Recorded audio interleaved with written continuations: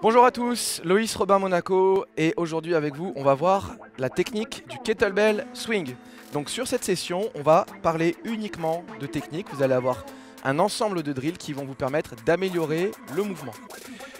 Mon premier conseil c'est que vous allez sûrement peut-être devoir refaire cette séquence plusieurs fois pour revoir les drills et bien comprendre la dynamique du mouvement et améliorer votre travail. Avant de commencer, quelques petites recommandations. La première, si vous pouvez, c'est de travailler pieds nus. Il y a pas mal de capteurs sous les pieds, vous aurez des meilleures sensations. La deuxième, ça concerne les tailles de kettlebell que vous allez utiliser. Moi aujourd'hui, je vais utiliser un 20 kg. Si vous débutez et que vous voulez apprendre la technique, mesdames, je vous conseille un kettlebell de 8 ou 12 kg et pour les hommes, un kettlebell de 12 ou 16 kg en fonction de votre niveau sportif et de votre niveau de force. On va commencer tout de suite notre travail technique. Je vais vous demander de prendre un bâton et c'est avec ce bâton qu'on va commencer notre travail puisqu'on va éduquer notre posture et notre mouvement de swing. Donc on va commencer par découvrir un mouvement qui s'appelle le hinge. Le hinge, c'est une flexion de hanche. Pour ça, on va placer le bâton dans le dos. Je vais me placer juste comme ça un instant.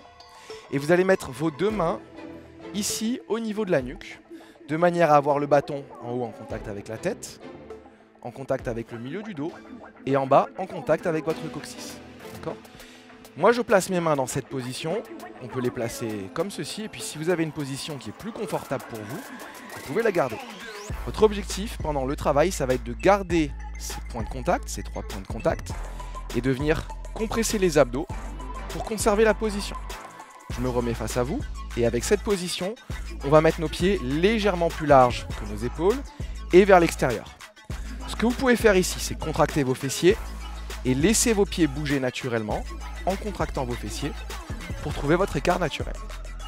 Maintenant, on va bouger à partir des hanches. D'accord ? Vous allez pousser vos hanches vers l'arrière, contracter vos fessiers et vous allez vous redresser. Votre objectif numéro 1 est de conserver les points de contact avec le bâton. Votre objectif numéro 2 est d'avoir une flexion de hanche ici et non pas un squat. Donc vous allez de nouveau pousser vers l'arrière et vous redresser. On se place, on se met en tension pour protéger son dos et son corps au début du mouvement.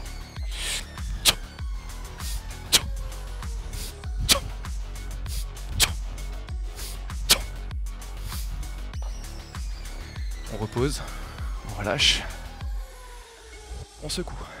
Ce que je vous demanderai en général si vous pratiquez ça, prenez des récupérations très importantes. D'accord ?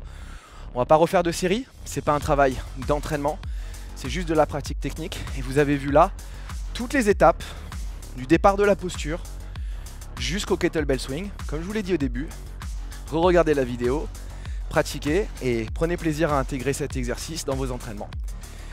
Je vous remercie d'avoir écouté, d'avoir suivi attentivement et je vous dis à très bientôt sur We Are Fitness.